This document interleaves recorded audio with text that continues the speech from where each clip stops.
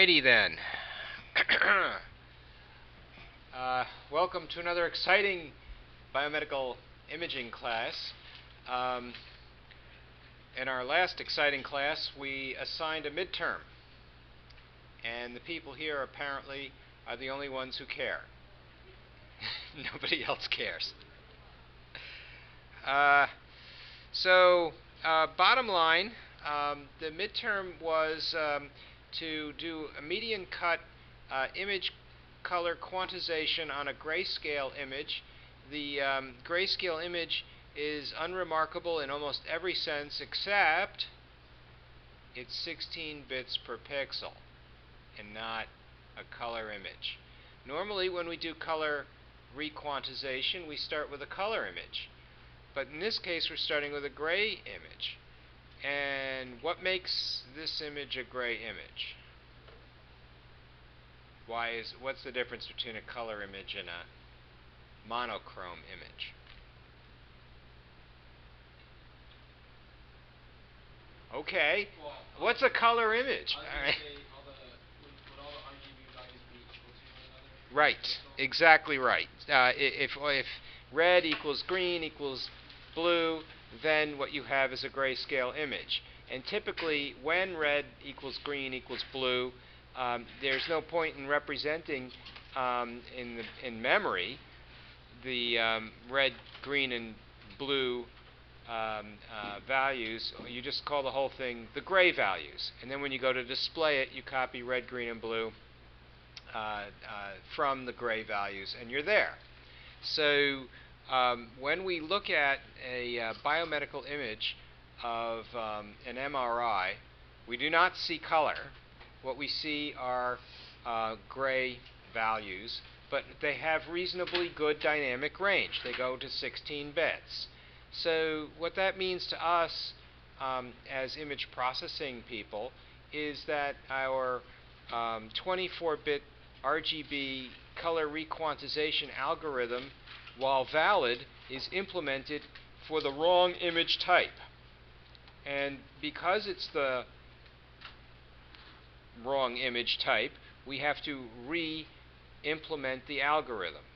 And so what that means is we can either start with the code and modify it, which is a hacky way to go that will not be productive, or we can start with basic principles of how median cut algorithms work and come up with our own elegant re-implementation of the median cut algorithm. Okay. If we think about the median cut algorithm as it was described in our little PowerPoint presentation in last week, and I'll just do this for the sake of review and refresh. A median cut algorithm, it says here, basic concept. Use each of the colors in the color map to represent an equal number of pixels in the original image. So what that says to me is that if I start off with a 16-bit image, I have perhaps 2 to the 16, which might be something on the order of 65,536 different possible values. And what I'm looking to do is requantize this so that I can obtain 2 to the 8, or 256 different possible values. So right away, I know that there are going to be 256 possible values available to me. Moreover, I know that I'm going to start with 65,536 different possible values. So, you say, why not take the 256 values and just take the original colors and map them to those colors which are closest to the value?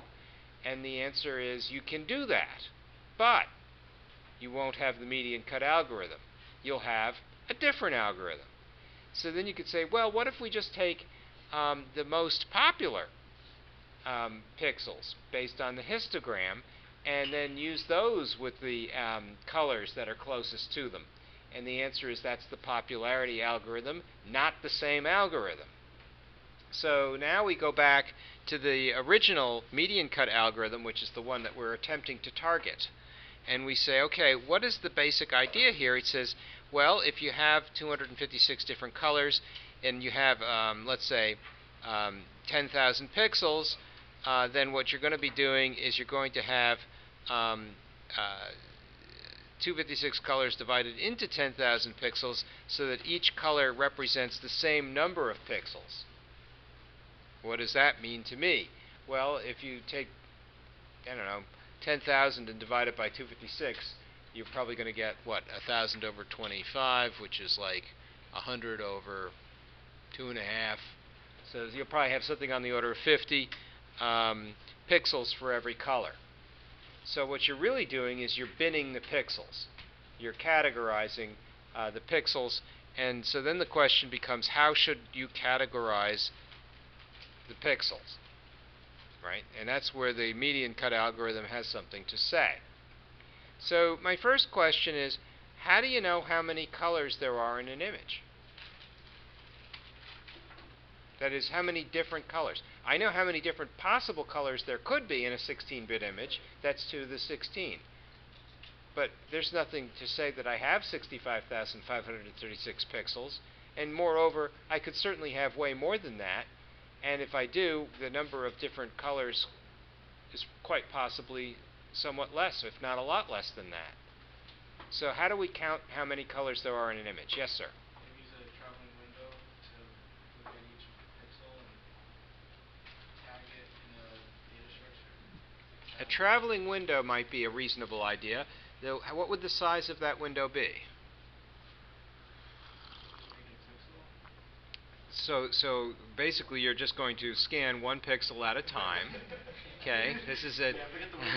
Okay, this is some window you've got here. So we look at every pixel, and then what do we do? We look at... Let's assume that a pixel is just a number. Yeah. Okay, so now we have an array of numbers. So then we... How do I know how many different numbers there are in the array? Well, if we use like a hash map, then every time there's a new key, we can just add 1 to the value. And so we'll have a bunch of unique values. And then some of the, keys, and then some of the values would be 1, 2, mostly 1s probably. They're all unique, some be more. Well, that's a very interesting idea. How many people here know what a hash map is? Everybody? Kevin? I'm not seeing a yes. I got a no. Rich? No. Not so good? Okay. I see. All right, so how about this? How about if we use a histogram? Can we do that? Yeah. Okay. So what's a histogram? You were very eager to agree that we could do it. That must mean you know what it is. Yeah. It's hard to put in words. Why is it so hard to put it in words? It was in the book. The picture. It's in the picture. Okay, let's do a histogram. I'm going to do a histogram right now, and we'll just make a little PowerPoint slide out of it. Use a histogram to count the number of colors. Okay. So how does this work? Well, let's see now. I can't seem to click into the area where the title should go, so instead what I'll do is I will create some content using Excel, because Excel seems like a good way to make a histogram anyways. So here's a histogram. Okay. The number of people who got an A is 3. The number of people who got a B is, I don't know, 5. The number of people who got a C is 2. The number of people who got a D is 1. The number of people who got an F is 1. Okay. N is equal to the total number of events. Right? So what we'll do is we'll say N is equal to the sum of all the different people in the class. You can relate to this, right? Because it says N is 12.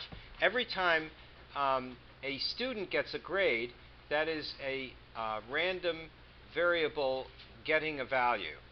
And the value is taking on some sort of letter grade assignment. So now what I can do in order to turn this into a proper histogram where all probabilities sum to 1 is I can take each one of the events and divide them through by the total number of events in the system. And so apparently there's a 25% chance that you're going to get an A, a 41% chance you'll get a B, a 16% chance you're going to get a C, and perhaps an 8% chance that you're going to have a D or an F. Now, given the laws of large numbers, these probabilities are not something you want to actually put a wager on because we have too small a sample set. But the histogram is actually representing a proper probability because when you sum these probabilities, right, sum all the probabilities, we should get a number. And the probability should sum to 1, which is exactly right. That's what we expect. Because the probability distribution is not continuous, we do not call it a probability distribution function. We call it something else to represent its discontinuous nature. Its discrete nature requires that we call it not a probability distribution function, but a probability mass function. And the probability mass function gives us a discrete set of probabilities. Further, it is describing a discrete set of random variables. In other words, there are a finite number of letters from which to draw in order to be able to extract letter grade assignments. I left out the pluses and the minuses because I wanted a simpler example. Now suppose I were to form a running summation. So we'll make this the sum of this plus all prior. Then we'll make this equal to the sum of this plus all prior. And then we'll make this equal to the sum of this plus all prior. Right? You're getting the picture now, right? And then we'll make this equal to the sum of this plus all prior events. And then we'll make this equal to the sum of this plus all prior events. And now we have not a cumulative distribution function, but a cumulative mass function, right? Because it represents the probability that someone will get, let's say, a D or higher, right? The probability that someone gets a D or higher is 91%. The probability that someone gets an F or higher is certain, right? That is, it's 100% that you're going to get something that's an F or higher. Nobody gets lower than an F, despite my pleas with the dean that we create new letters like G. What was the formula that you used? I summed the probabilities gradually. So I said, this is the integral from A to F. And these are the partial integrations or summations because we're dealing with a mass function. We use a summation instead of an integral in order to be able to form the cumulative mass function. So in effect, this is sigma. I could have done it the other way. I could now do the same summation starting from this side and moving my way up. But in effect, all I have to do is take 1 minus this probability in order to be able to reflect the similar probability, I think. Paste. So the probability of getting an A or higher is 75%, is that right? Probability of getting less than an F. The probability of getting less than an A is 75%, right? Because the probability of getting an A is 25%. So the probability of getting less than a B is 33%. Probability of getting less than a C is 16%. Probability of getting less than a D is 8%. And the probability of getting less than an F is 0. Nobody gets less than an F until I create the letter G. So my cumulative mass function can work in either direction. and allow me to describe the probabilities in ranges. Moreover, if I look at something like the B column in my probability mass function, I can tell you how many F's there are, how many A's there are, how many B's there are. That's a relatively straightforward thing by inspection, right? I could say, look at it and say, oh, look, there are 2 C's. Right? That's easy. Oh, 2 C's. So if I said, well, maybe these letters don't represent your grades. Maybe they represent colors. And maybe the color is called C. I could say, there's 2 colors called C. So if I want to know how many different colors there are, certainly a histogram can give me that information. What do you think of that? That's my little explanation of how histograms work, right? So I can take this entire beauteous Excel spreadsheet and copy it, and now I can go into Microsoft Paste. What are my paste options here? Oh, that looks very nice. Now, can I make that bigger? Yes, I can. Oh, wow. Okay. So that sort of looks like a histogram. Sweet. And it's even in PowerPoint, so I don't have to do this for next time. So now the question becomes, okay, now we're experts at histograms. Oh, goody. How do I compute the histogram in Java? I see how to do it in Excel, typing everything one thing at a time. But I'm not going to do that with individual pixels because my wrists will fall off. Right? So there has to be, we have computers for this. Right? Let's use the computers. How can I use the computer to compute the histogram?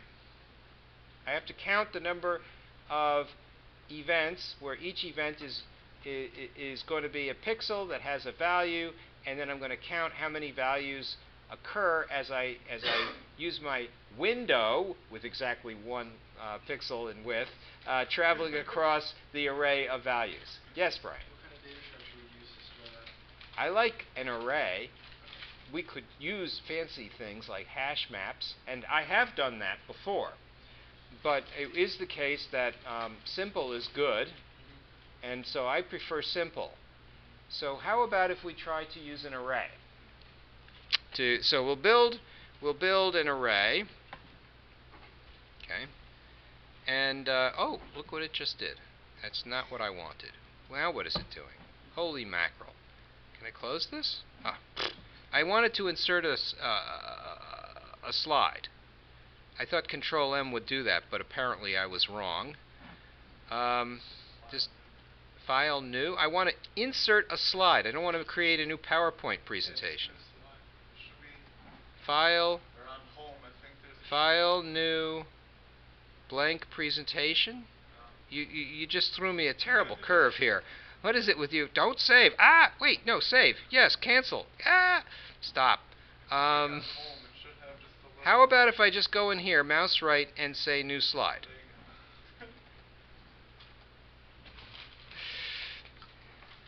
Too many suggestions. So now what we'd like to do is implement our little histogram, histogram in Java. So here's my little histogram in Java. And what I'd like to do is come up with a little Java program that can do a histogram and then paste it in. And so what I'll do is I'll make up an example. Let's make an example of a little tiny histogram that does what we want. And we'll call it new Java class histogram. Histogram. There, that's a good name. And then what we'll do is we'll start off with a little main method. I'm just going to make a teeny weeny little example here, okay? Not a big example. And we'll start with an array of what shall we start with? How about an array of sample data? And we'll set it as an array equal to some random data. 12, 34, 12, 12, 34, 34, 56, 76. N paren sem. Okay? Now what we're going to do is build a histogram, and the histogram is going to assume that number events range between 0 and 100.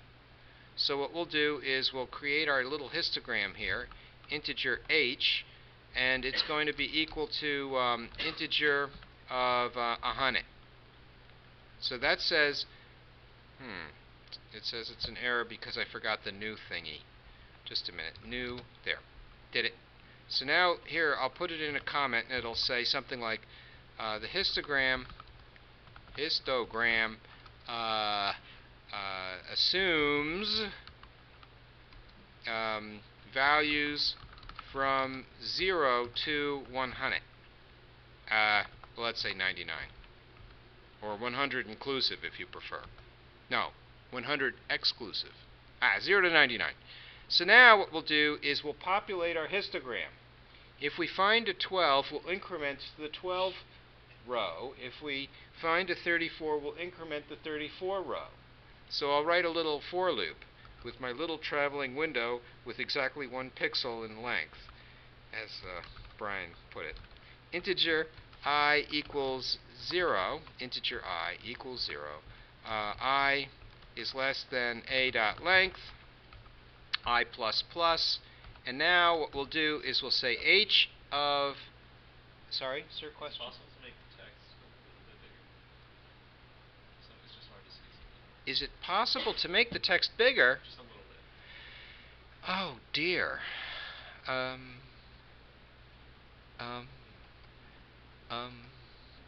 Maybe. Could it be under font? Size? No, size is 1, 2, monospace, font. How about we make Darkula? Oh, I don't want it dark. Darkula means dark. They made this in like Romania or something.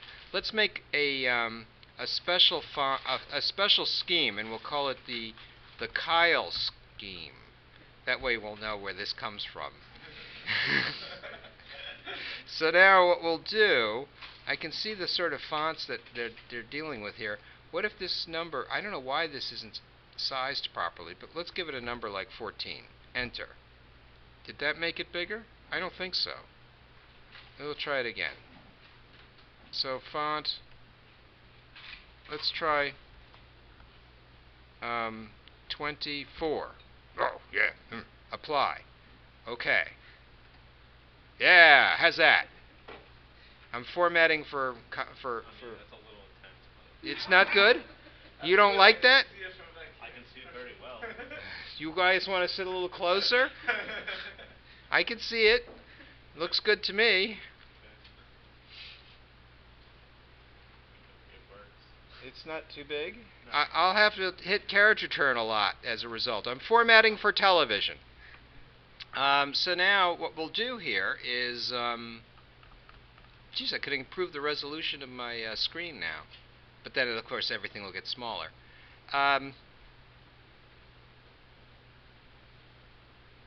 What should I do? You guys tell me. So we're making a window, is that what we're doing? Well, I'm going to use A of I, and A of I is going to have a value. And I use it as an increment, right? So when A of I occurs as a random number, I want to keep track of how many times it occurs. And so that is all I need to do to build my little histogram. Okay, what is the H is... H is the histogram. A of I is the occurrence of a value of an event that comes out of the array. When it does occur, the histogram keeps track of the fact that it did occur by incrementing that particular index in the histogram. So when A of I is equal to 0, when I is equal to 0, A of 0 will be equal to 24, because that's the first element in A. And then h of 24 will be incremented because it says, aha, I found a value equal to 24. I'm sorry, equal to 12. Right? So in other words, I will be equal to 0. A of 0 will be equal to 12. H of 12 will be incremented. Here, h of 34 will be incremented. H of 12 will be incremented again and again. 34 will be incremented 3 times. 56 and 76 will be incremented once. So this is basically just counting the number of times a specific event has occurred. Moreover, it will run just as fast, if not faster, than any hash map, because effectively the number of buckets is equal to the number of different possible values. Yes, sir? What if your values were something ridiculous, though? Or what if they were floats? If the values were floats, you'd probably want to either convert them into integers, or you'd need to start going back to your hash map. So if you're trying to categorize floats, you almost certainly want to use well, what happens in a hash map is you are searching for values based on a bucket in which such value may reside. And so the bucket number is a function of a relatively random seed which comes from the actual value of the random number. That seed is called a hashing function. The hashing function essentially takes the thing you're attempting to categorize, be it a number or a color or a customer, and attempts to put it into a bucket with other customers that are similar based on their hashing function. So it's so important when you build a hash map to have a good hashing function. So what you're essentially doing is you're saying, I'm looking for Joe Schmo. So you take Joe Schmo, you run him into a hashing function, and he says, people like Joe Schmo belong in bucket number 100. So then you go into bucket 100 and you start to search through all the customers named Joe Schmo, and then you can return them. Yes, sir? The hashing function, that's what's happening behind the scenes, I guess you could say? That's part of the hash mapping algorithm. Okay, so can you override the default Java hash mapping? Oh, you must. You must. Why? You must, because you never know how that well, you probably don't know how that hash mapping function would relate to your application. So when the application is something like shoes or customers or I don't know what it is you'd like to categorize, apples and oranges, right? Then effectively, if you want your hashing function not to put all the apples and oranges in the same bin, you have to make sure that there's some way that things get spread out evenly. Or else what happens is you get too many items in a single bucket, and then the constant time execution for search is off the table. It only works if you're able to evenly divide and conquer all the items in your set. So the items in your set, all possible items in your set, must be evenly distributed in the hashing function, or else it no longer gives you constant time performance. In other words, here's what happens when you have a list of things and you want to search for an item in that list. It takes order n on n time to search the list, because you've got to go through each element in the list to find it.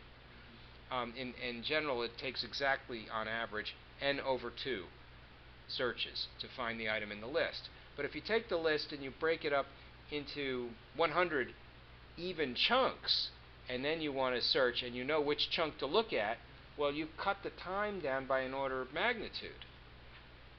So now what's happening is if you have evenly defined, I mean, this is a discussion about hash maps and how hash maps work, which has nothing particularly to do with the median cut algorithm. But to answer your question, okay, to answer your question, the hash map is an algorithm which is designed specifically to speed set operations like membership and search. So if I tell you, here's an item that could be in a list, how do I find this item to see if it's in the list, to see if the element is there? Well, I can either search the list one at a time, or if the item has a hashing function which allows me to search the bucket where it must be if it's there at all, then that bucket hopefully has a large segmentation relative to the big list. So instead of having n items in the list, it has n divided by the total number of buckets. So if there's there might be 100 times less than n if there's 100 buckets. Yes, sir. So what are some of the other default Java data structures that are that we can use aside from hash map? Aren't there like There's a whole collections class. really? It's a big API for this sort of thing. Okay. Because I know there's like maps and graphs, right? Yep. Do you work on any of those? There's trees. Trees? There's R trees, there's B trees, there's binary space partition trees, there's OCT trees, there's People use those things. oh yeah. I spent like a year doing nothing but binary space partition trees. And I was at a company where they did nothing but OCT trees. And I was working with a computer that did nothing but hypercubes. People really take these data structures and they specialize in them. So yes, sir, that's just what they do. And for certain applications, I'll tell you, we had to do volumetric biomedical imaging. Volumetric biomedical imaging requires not that you have constructive surface geometries like you would have for a computer game, but images that are truly solid. Constructive solid geometries require that you be able to take an CAT scan, an arbitrary tomograph, an MRI, and build a solid. And you do that, and you get a 3D model of the solid, and you present it to the surgeon for virtual surgery. And they don't want to just look at an X-ray and see a shadow and then get surprised when they're in the operating theater. They want to do a practice surgery and say, hey, wait, that shadow is like brain damage, and I have to deal with this once I get in. It's hemorrhaging, or it's some issue that I'm, cancer, who knows? So what they do is they want to do set operations on the volumetric data in order to be able to take a scalpel and virtually dissect the organ.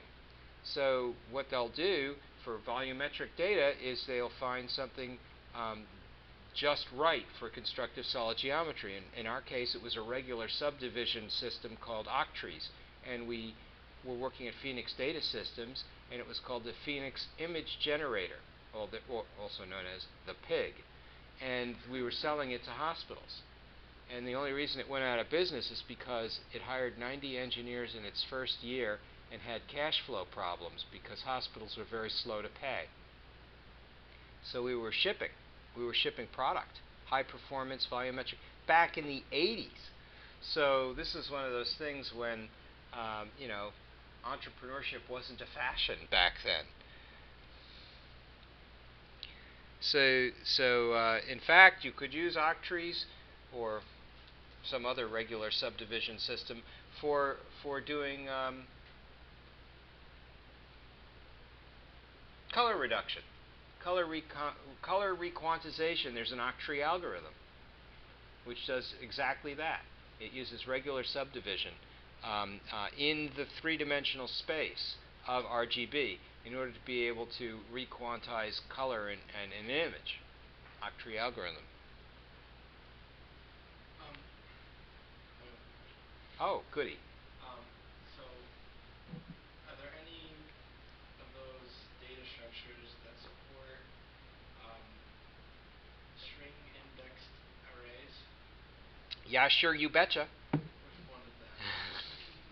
Well, if you are thinking about hash maps, there's hashing functions built into arrays, into strings. Each string has a hash function associated with it. That gives you an integer which allows you to efficiently categorize the strings into a hash map. But if I wanted to, instead of using an index, using integers from 0 to say whatever, and I wanted to have the index be a string, then I can... Well, what you would be doing is you take the string and you convert it into an integer, and that would allow you to, your hash map, and then that would allow you to go and find it. I see. So that is possible. I see what you're saying. So when you do something like that, you can make an efficient switch statement that will dispatch on a string. I see. I've done just that. But despite the fact that these are all good questions, they're a little tangential with respect to what I'm trying to get across here, which is how to do your midterm, which I think a lot of people would like to hear about. But I'm very happy to continue this conversation at another time. Really, I mean, come into the office, we'll talk about it till our ears bleed or something. It'll be very interesting. So now I've got my little hash map happening. Do I need to make this an int? Could it be shorts? Would it be better if it was shorts? Would it matter? What difference does it make if it's ints or shorts? Anybody care? Nobody cares? What if it's bytes? Would it work with bytes? Sure, why not? Would it work with chars? Yeah, why not?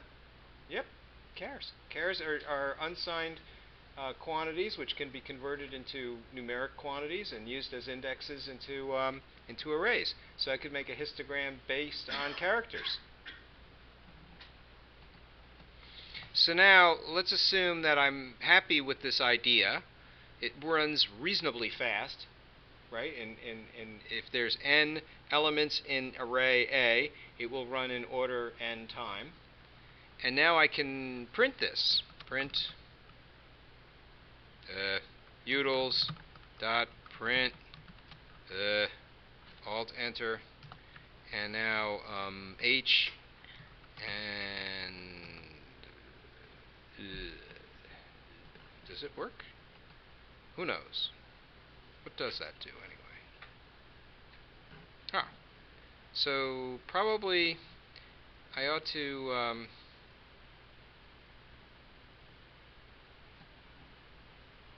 print like I on top of it or something. How does one do that? I'll need an array of indices. Integer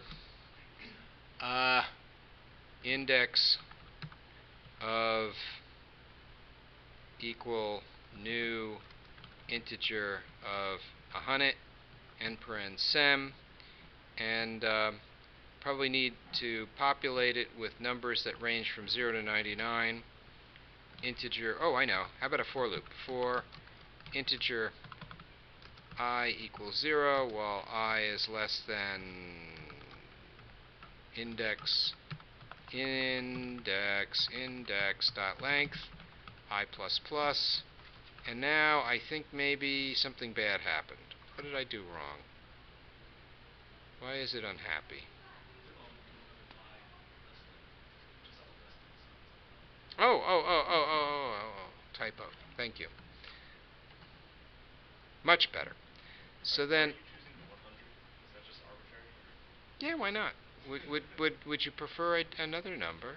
We could do like 10. Well, it has to be at least as big as the largest random variable value that occurs in array A. So I could make it as low as, let's say, 77, but no lower unless I modify the values in the A array.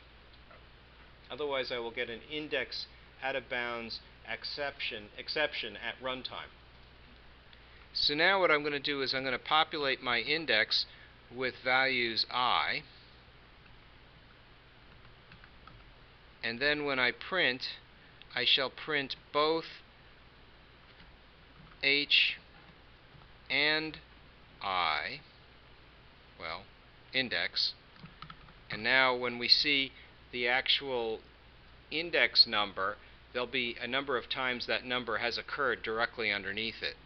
Hopefully directly underneath it. Actually, it may not align at all. Oh, I forgot like a carriage return. That happens. Does printline do that? I'm not sure. Oh, it puts every line on a different line? Bad. How about if I just said this? S out, Control J, Enter, and then that'll put a new line in. Time for less fancy things. Not sure that lined up nicely. Oh, it says there are 3 12s. Right? Now if I scroll to the right, it should say there are 3 34s. And if you go back to the code,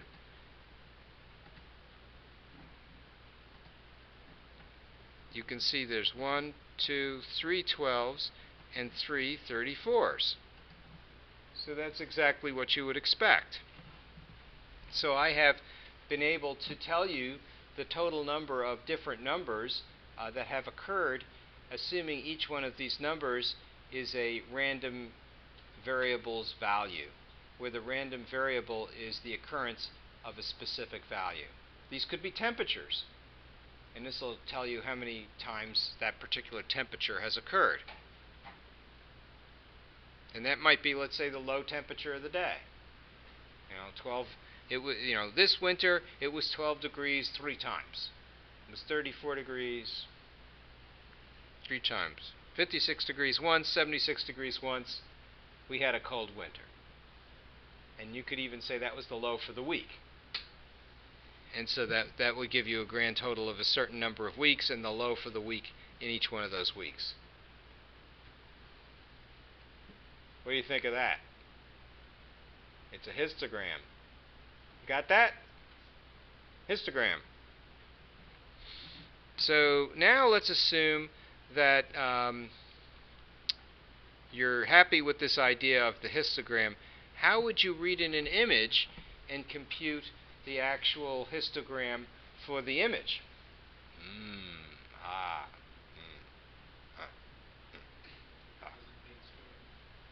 Well, one could make a compelling argument that the image is being stored in a file. So now we could do histogram from a, let's say, a DICOM image. That's a good one, right? Because we're having to deal with that, right?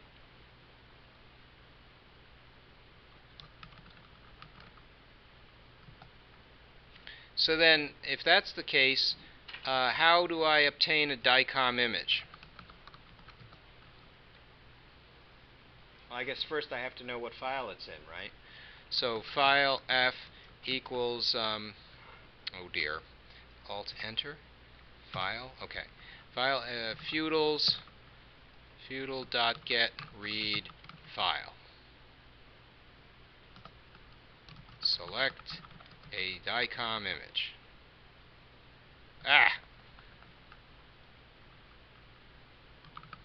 Nothing fits here. And then what we'll do is we'll print it, Control-J end. Now what we'll do is search around to see if we can find a DICOM image. There's got to be one here somewhere. Oh, there it is. Let's open it, and there it is. There's a DICOM image right over here. I'm going to take this image file, I'm going to copy it, I'm going to close this little window, and what we'll do is we'll say file F equals new file of quote paste end paren sem, and that's it. And maybe what would be really swell is if I put in a character turn because it has to fit. And now I've got my little DICOM image. Good deal, right? I don't have to deal with the dialog box every time. DICOM image comes from a file. And if I run, it should print the file name. Okay, you guys tell me, how do I show it? You've been working hard on your midterm. You've been working with DICOM images. You tell me. What do I do?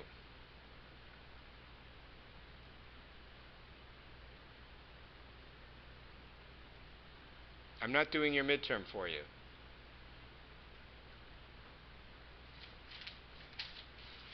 Didn't we work on this last time?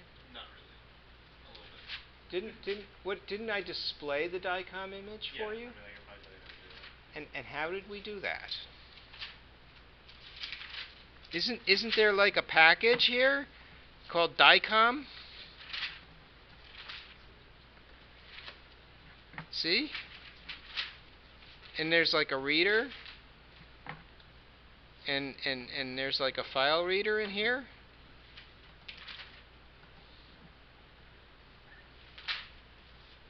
And here's the same thing I was doing, DICOM decoder, get file image, and it gives me an image. And here's the little short processor, and here's the pixels, and here's the display image.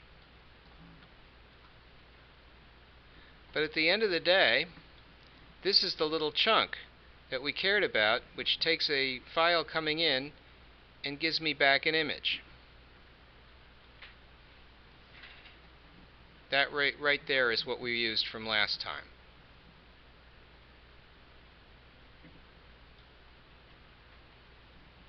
Does this ring a bell with anybody? It was like a week ago. Did you guys like... I don't know, I could refactor this code. Extract.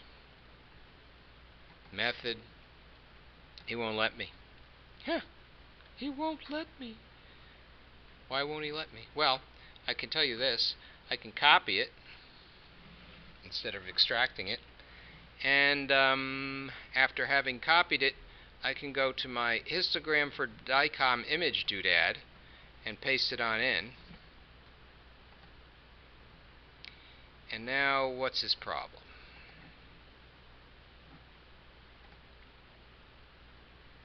Oh, it's not public? Is that it? Now what's his problem? Oh, I have to add an exception to the method signature? Okay, well, life in the big city. And then what's this create input stream nonsense? What's that all about?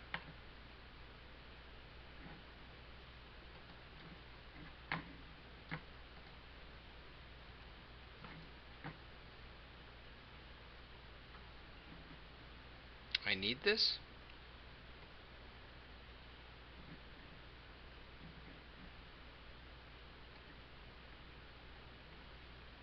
Well, I guess I could call DICOM file reader .create input stream. DICOM file reader .create input stream. There. Now what's he whining about now? Oh, I never saw anything so complicated. Okay. And presumably I can now display this nonsense. Let's see if that's true. How does one display things? Image utils dot display image. I got the DICOM image, and I'll put in the file name to string, and or I could just get name. How's that? Dot get name. I don't need the fully qualified file name in the title of the image, I don't think. So let's do that. That sounds like fun. Just display the DICOM image, and what does that buy me? It's the bee's knees.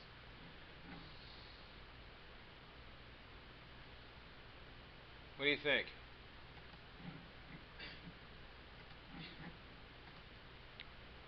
Does that sort of look like...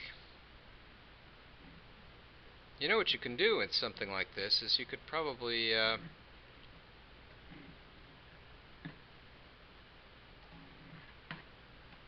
extract a method. Get image. Yeah, that sounds good. And now that'll get a DICOM image, so I might as well put it into the DICOM file reader. Or I could give it a nice name. How about get DICOM image? That's a good name. I like that.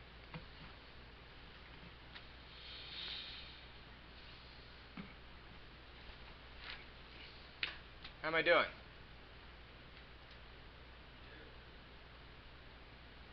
But what kind of image did we just get? 16-bit. No, it's not a 16-bit image. That's a key point. It's a java.awt.image. It's an 8-bit image. That's what that is. Hmm? Are we trying to get from 16-bit to... Yeah, we need a 16-bit image. Oh, we need a 16-bit. Oh, We're trying to build an 8-bit image out of the 16-bit image, and our algorithm needs a 16-bit image on input.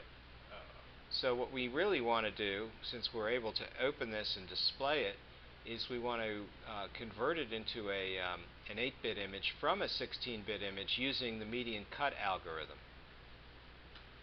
So if we go back to our little DICOM file reader, there should be a way for us to get a 16-bit image out.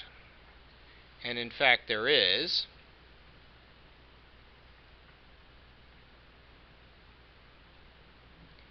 And it's this get pixels.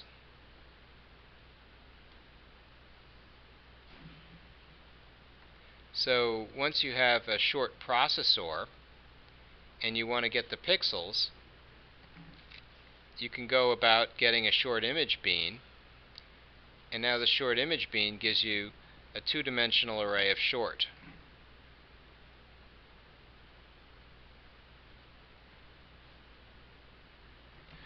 So then comes the big question, do you really want a short image bean for this, and is that the right way to go, and do we have any problem with that? What would be wrong with using a short image bean?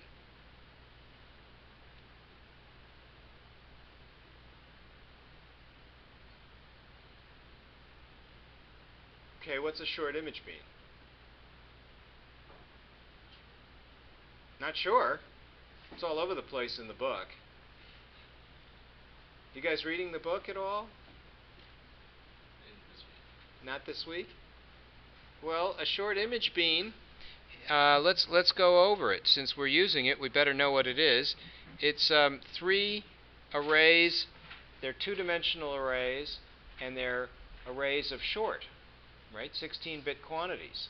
Moreover, the arrays are called red, green, and blue.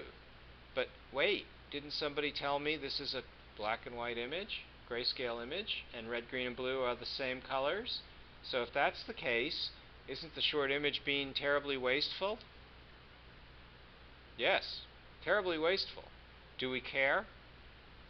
No? Okay. I don't care.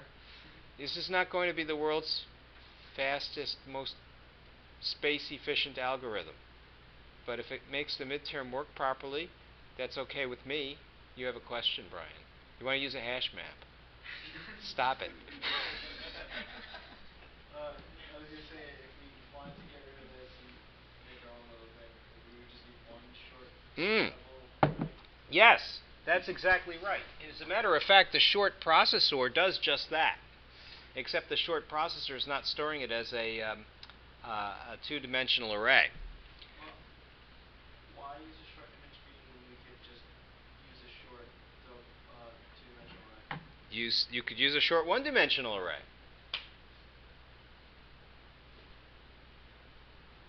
And then what about height and width? Well, you have to know how to index into the array in order to get the height and width.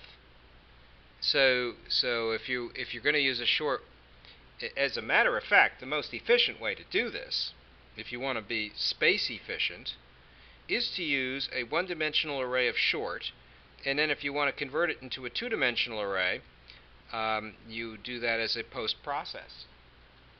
So you can certainly do that.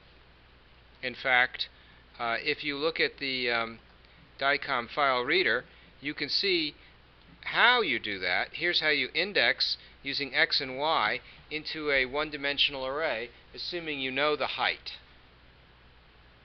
Assuming you know the height. So you're basically trading off the X and Y indexing into a two-dimensional array with the cost of a multiply and an add. Right? So what takes less time? A multiply and an add, or indexing into a two-dimensional array? Multiply and add takes less time? Maybe something wrong. Well, I'm just asking. Is that true? Why is that true? Rather than indexing? Yeah, rather than just indexing into the array. Because it has to go to memory? Well, you're trading off access time for random access memory versus CPU time for doing a multiply and an add? That sounds faster. Access time sounds faster? CPU. CPU time sounds faster. That's why I said that sounds faster. Yeah. Yeah. So it didn't used to be. But here in the new age, there's actually a single assembly language routine that does both multiply and add in one CPU cycle. So that can be a very fast way to go. So if all you want to do is get one-dimensional array of pels, this does that by doing the short processor get pels.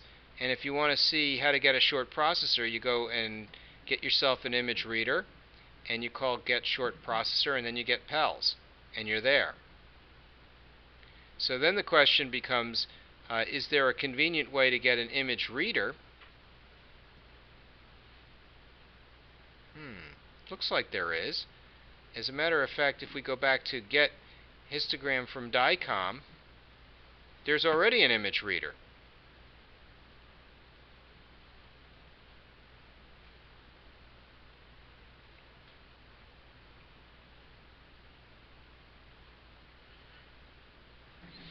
So if all I want to do is get pels, why can't I could do it one of a couple of ways. I could make this a non-static method and start populating global variables, or I could do another little static method, and this one returns pels.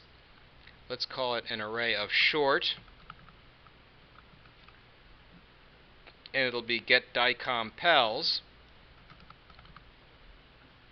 And then what that does is, instead of calling read image, it does something a little bit different.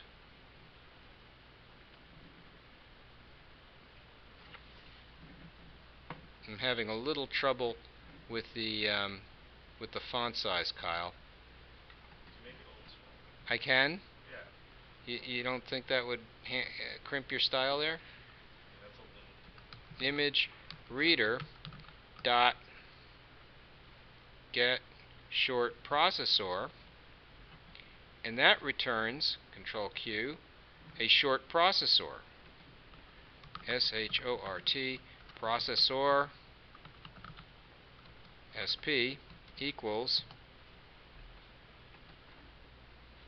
what do I have to do here? Import class. And now I can go to the short processor and get the pixels, which is an array of short, and now I can run it. Ta-da! So now I can get the DICOM pels directly, an array of pels. And somebody, I think Kyle said, I can even make the fonts a little smaller. So let's go for that. This is 24 points. How about 20? Is that good? Yeah. All right, let's hit enter. Oh, that didn't work. Just a minute. I have to hit apply. Oh no, that did work. Okay. So there. Is that better? It looks the same to me. I better do it again. Go to 20. Let's try 18. 18 sounds like a nice number. 18. Apply. Okay. There. 18 points. Is that good? Yeah, that's good. Brian, you're in the back. Can you see it okay? Okay. So so now I got my array of one-dimensional array of short. That should be optimal in terms of my little grayscale image. Now I can go through and get my little one-dimensional array of short.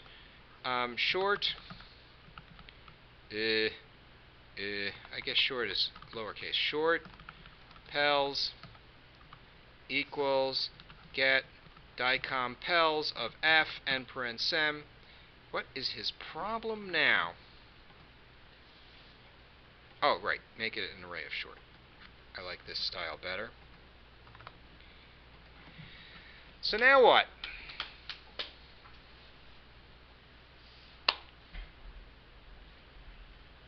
We have to understand how to use the median cut algorithm. Oh. We still don't understand that? We were going to do a histogram in Java. Someone said something about implementing that in Java, so I came up with this idea about creating my own little histogram algorithm, which is here.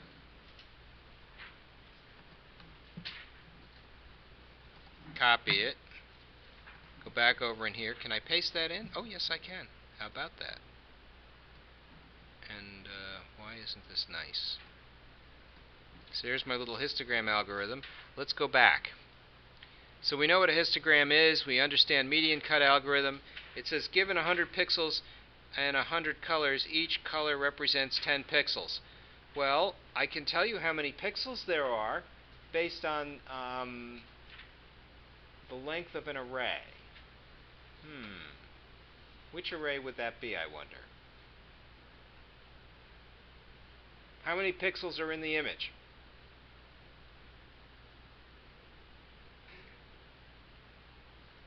Your short processor. Yeah, short processor told me I got pels. Right? So someone said something about pels. So I know how many pixels there are in the image. S out, Control J, Enter. Number, oh, I now need a quote. Number, how about pound? Number of pels is, end quote, plus, what would it be?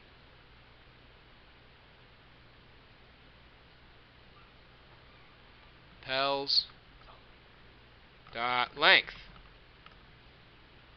Only I need an S here.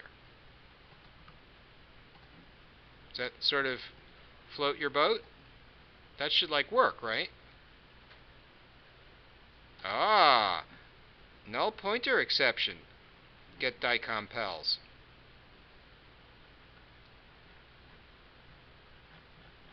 That's interesting, isn't it? Did I skip a step when I went to get the DICOM image? I got a DICOM image.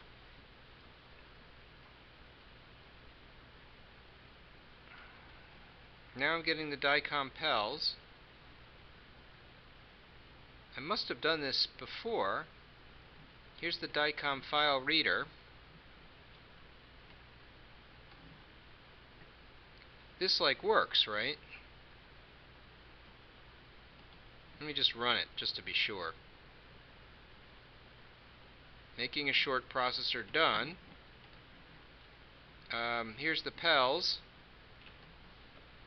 Assuming this works here, S out, Control J, quote, number of pels equals, end quote, end parens, plus pels dot length. Right, that works here, doesn't it? Yeah. There's like 102,400 pixels in that image. That's a fair number of pixels, right? So now the question is, what did I do wrong from last time?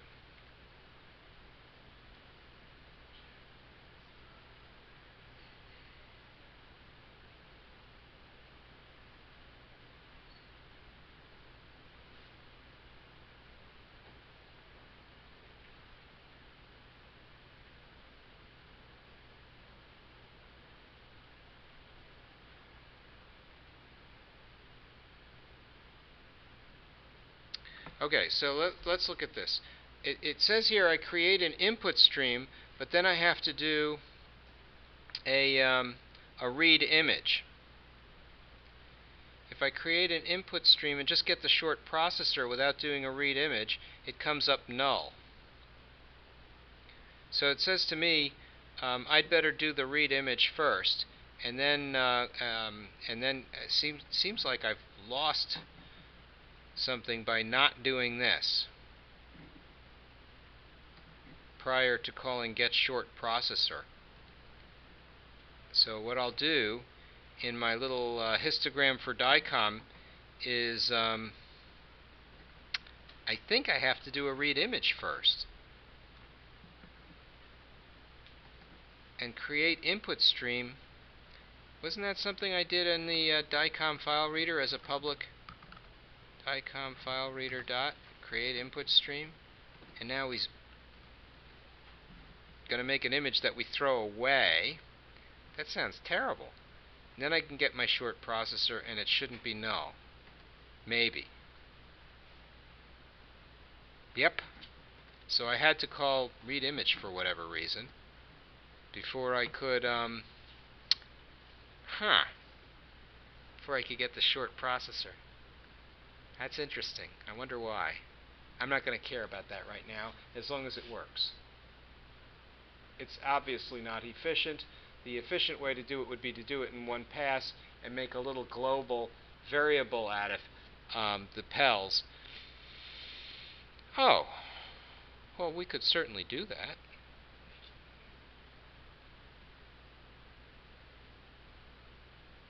I like the functional programming style, though.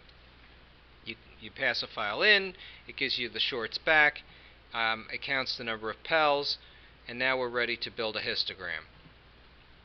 Right? Because the goal here was to get a histogram out of the DICOM image. Right? That was the whole deal. So now what do? How do I build a histogram out of an array of short values? And just to remind you, here's how I built a histogram out of an array of indices.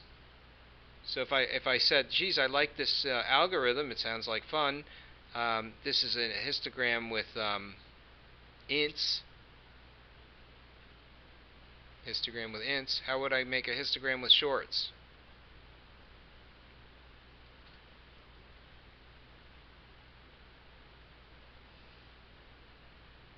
You're not allowed to sit like lumps on bumps. Darren, you're very quiet. Yeah, sure, why not? Here, this is highfalutin software engineering here. Short, oops. Copy, paste, paste, paste, paste. Is there something wrong with this? Oh, you gotta cast it to short. Anything else? No, still works. Runs, works. We're done. See, it's 320. It works the same. So my little algorithm works with shorts, it works with ints, works with bytes, works with whatever you want, as long as the range doesn't exceed the index of the values you're attempting to count. Are we good with this? Yeah? Mike, you're awful serious looking. I see the brow is furrowed. What's going on? Did I lose you? I'm looking through my stuff and I'm just sticking around. Normally I would leave at another class, but I figured it's pointless. You got another class now? Yeah. What's your next class? Management of intellectual property. So I'll be a few minutes late. Are they doing the midterm now? No, I had the midterm already 2 weeks ago. Well, guess what's more important?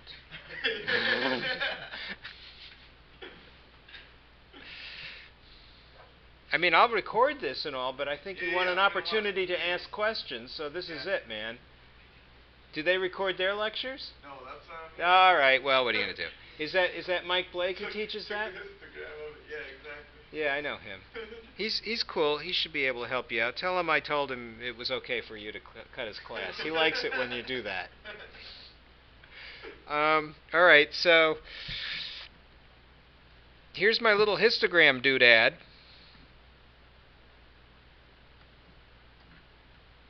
What shall we do with this? This lovely little algorithm, if we can call it that. Well, what's the input? This is the input, right? And what's the output? This is the output, right? The index really is just a way to sort of show us values, so we don't care about that in terms of an algorithm. And in principle, I can take the input and the output and isolate them into a single method, which I shall extract into a method called get histogram. Histogram. So here's how you get a histogram. Now the question is it histogram? That's bad. Let's make that nice. Whoa, histogram. Okay. So now I've got a little method I will make public. Get histogram. What are possible values for A? Well, they could be anywhere from minus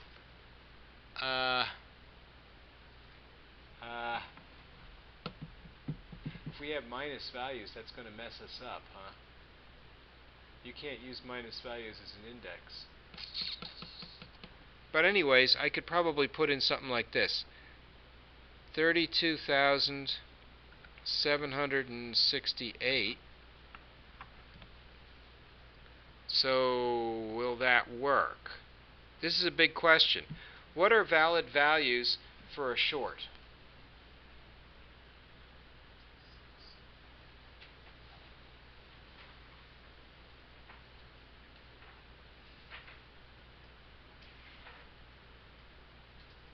What is the range on a byte? What are the valid values for a byte? Can bytes be negative?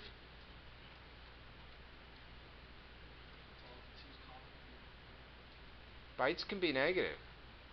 But bytes are only 8 bits, right? So the valid range on a byte is minus 128 to plus 127. The valid range on a short is minus 32,768 to plus 32,767. Isn't that right?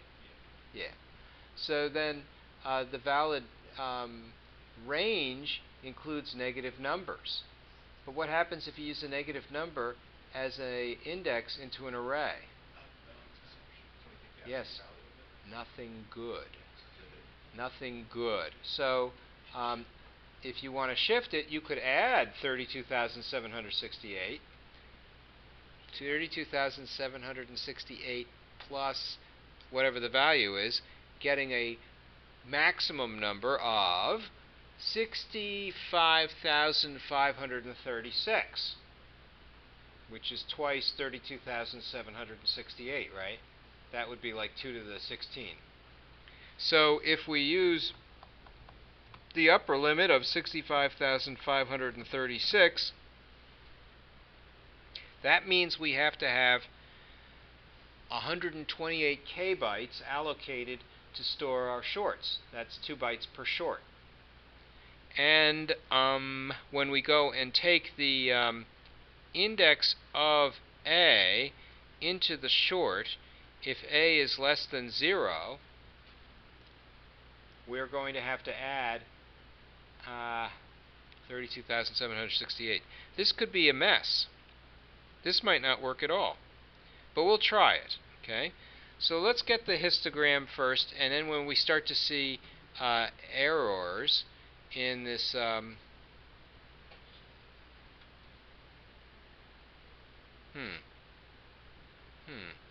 I'm thinking the histogram ought to be conditioned. We ought to guard the input. But let's do the following. We'll go histogram.getHistogram. We'll pass in an array of pixels, and we'll go 1 pixel at a time, and we won't guard the input, and then we'll see if there's an error. And I think there almost certainly will be. So it's called for integer I equals 0, while I is less than pels.length.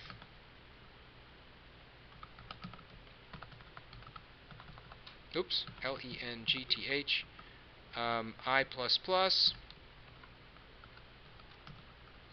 histogram,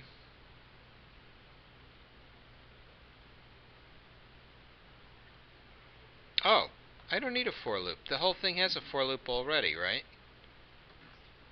All I have to do is call histogram dot get histogram, of pels. What could possibly go wrong? Yeah, that ain't going to work, is it? Yep, I know it won't work. H equals. There. So what's this going to do? It's going to encounter a number that's negative, use that as an argument to an index in the array, and then it's going to cough up with some sort of invalid array index exception at runtime. I betcha. So it's because we didn't fix the negatives, right? Yeah, I didn't handle the negatives. Oh, it did it. It did it without complaint. Sweet. There's no negatives in this. It's possible. It's possible there's no negatives here. Let's see what the range is on these pixels. Print. I'm glad I tried this before assuming that there would be negative numbers. Print utils dot print of histogram and parens m. That's going to be an awfully long line, but I have a way to deal with that. I think I can put in 10 elements per line. Takes an argument, you know.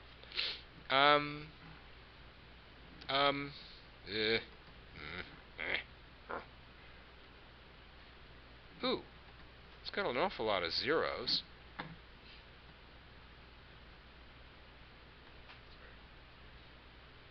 It's all zeros. Is it all zeros? Oh, no, it's not. It's not all zeros.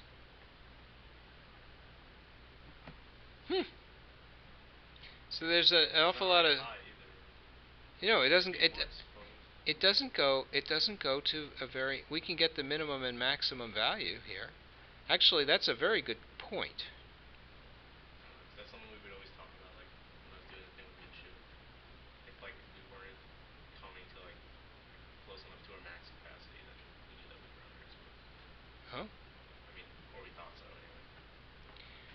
Well, we're getting an interesting histogram here. There's an awful lot of black pixels. There's 102,400 total pixels, and somebody said something about given n pixels and k colors, then you're going to have n over k pixels per color. So if I have 102,000 pixels and 256 colors, then I should have 102,000 divided by 256 pixels per color.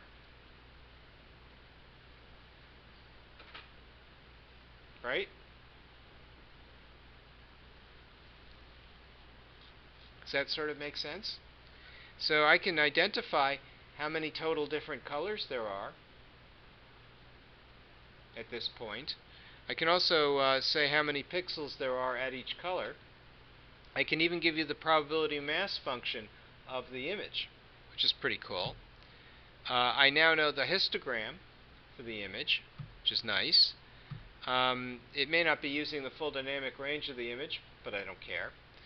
And now what I need to do is subdivide the color intensity space into smaller and smaller rectangular boxes using our median cut algorithm. And so now comes the big question: how do I find the minimum and the maximum for an array?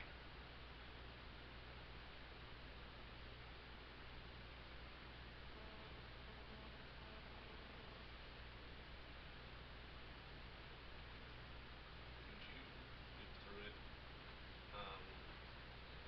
Say at each index, if this is greater than this, then the last index, save the greater value into Yep. a variable. So that's exactly what you do. Kyle says you can loop around inside of an array and find the minimum and maximum for any given element in the array. I can get the minimum number of pixels and the minimum value for the pels. So let's see if mat1 has anything to help me with it. Get min, and there is a get min for shorts. And so what I can do is I can pass the pels in, and I can get a minimum value for the shorts, and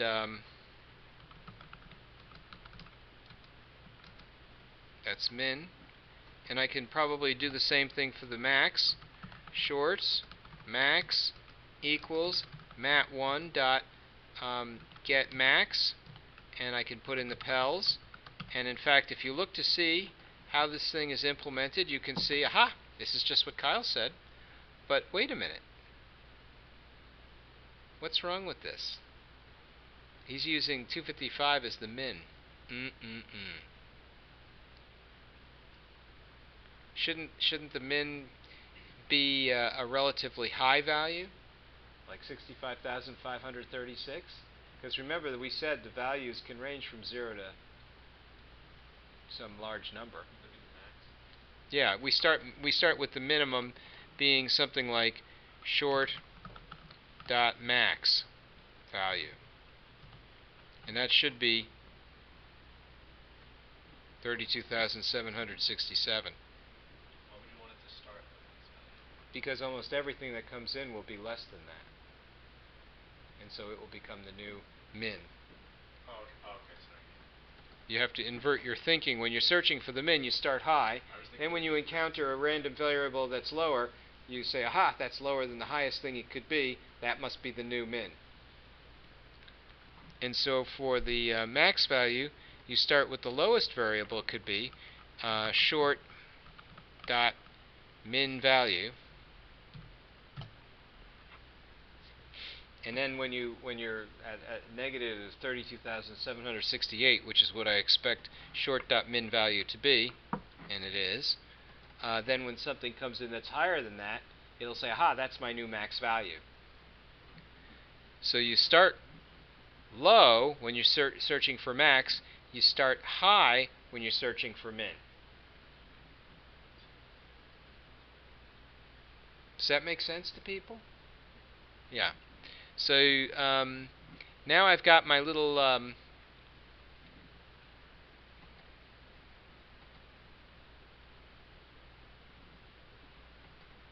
histogram from DICOM image.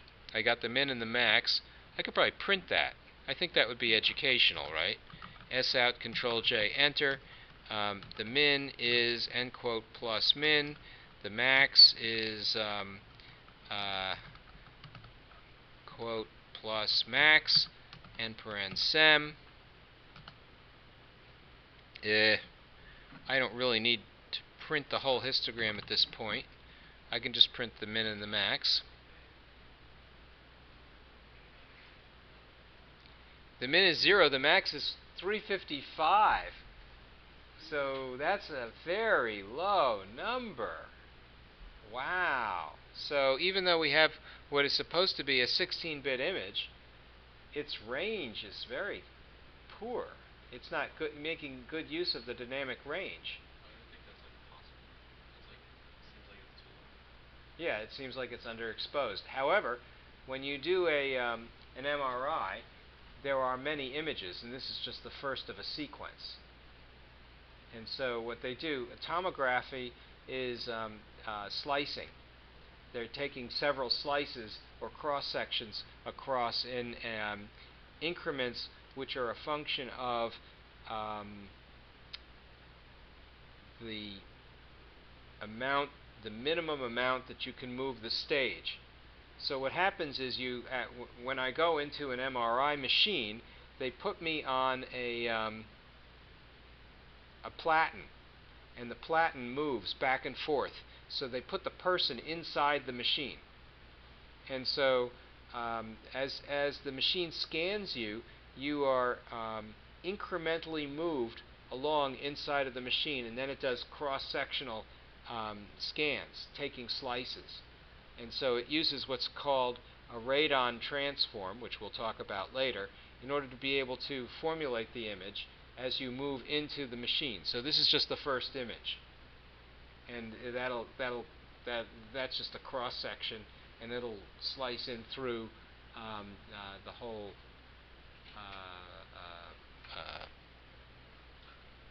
knee, as they say. Of course, you can do a whole body MRI as well. It takes quite a bit longer. Oh, and it's very loud. They give you earmuffs. How do they do an open MRI for that? They use backscatter radiation. Because I have one where it's just on the thing. There's a big magnet going there. Yeah, they use enormous magnets. Ginormous magnets. How am I doing on time here? Alright, so what I'd like to do at this point is ask you guys what's next. I got min and max. Am I supposed to do something here? What do I do? So map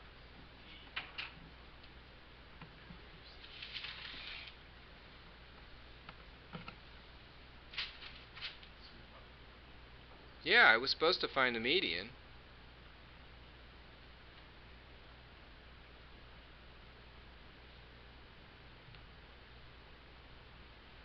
So I've got a pixel that's sort of, it's supposed to be sorted, right? Did we sort this space? Did we sort our pixels? No.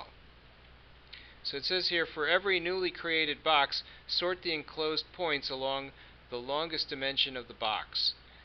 Segregate the points into the two halves at the median point until the desired number of boxes is generated. Compute the representative for each box by averaging the colors in each. So what we're doing is we're saying, okay, there's going to be a big box that starts at 0 and ends at 355, and then we're going to get the median of that box, and that in principle is going to serve as a bound.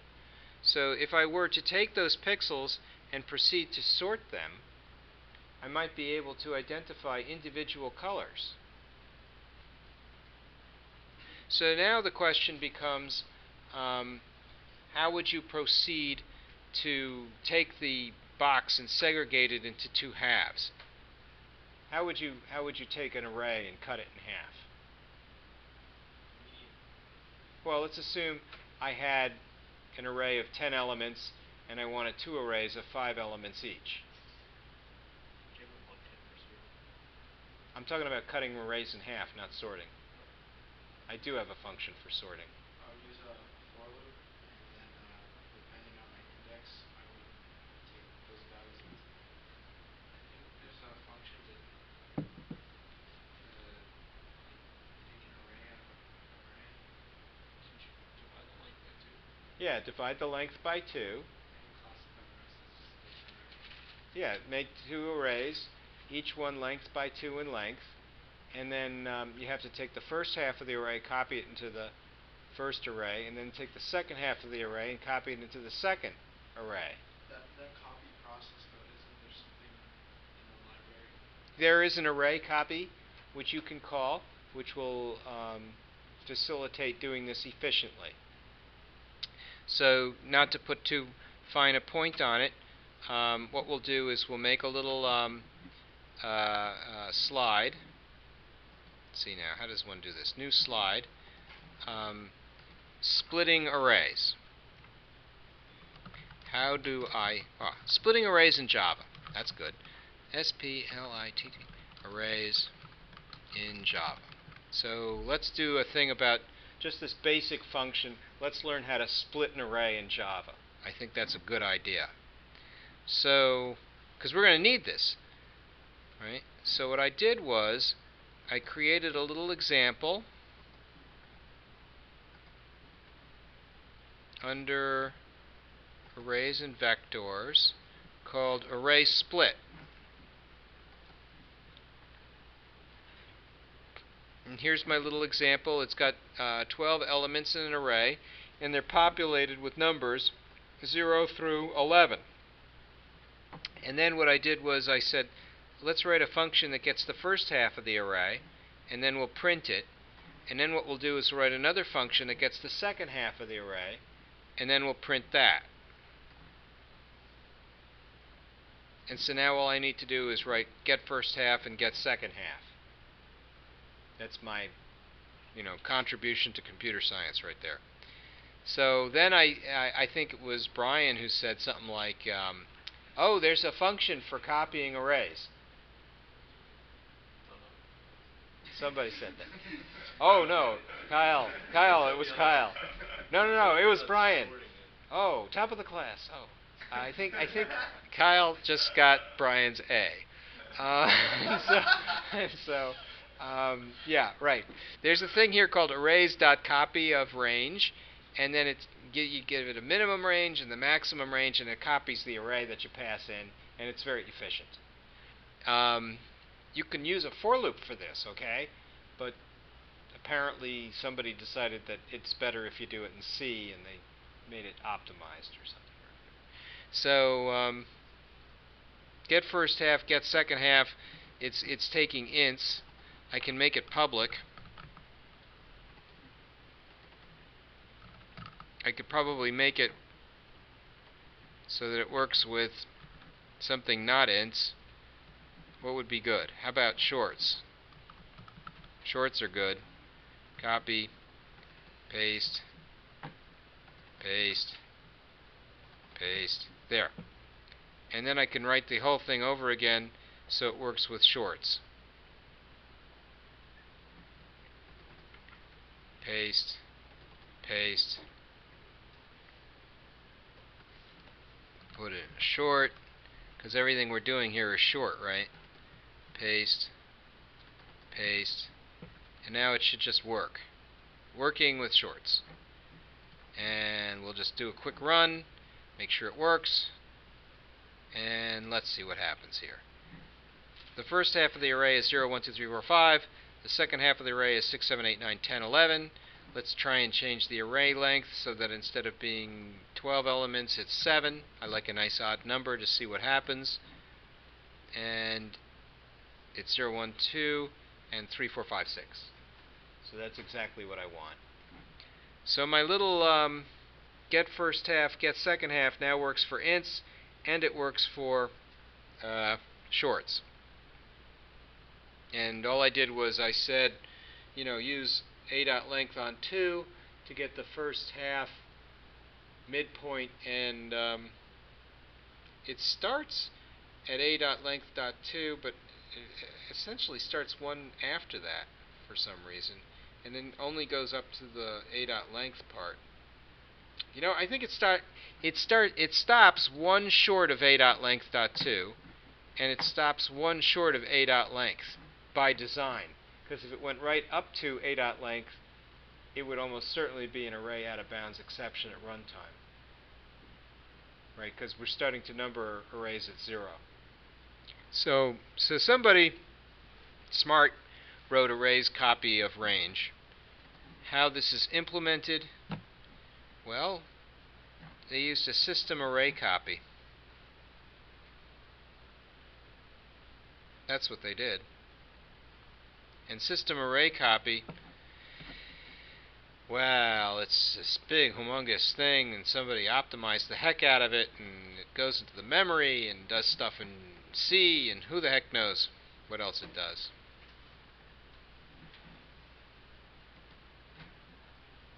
So that's it. That's my shtick. Is it break time? I think we need a break. Okay. Kyle looks like he's ready to explode.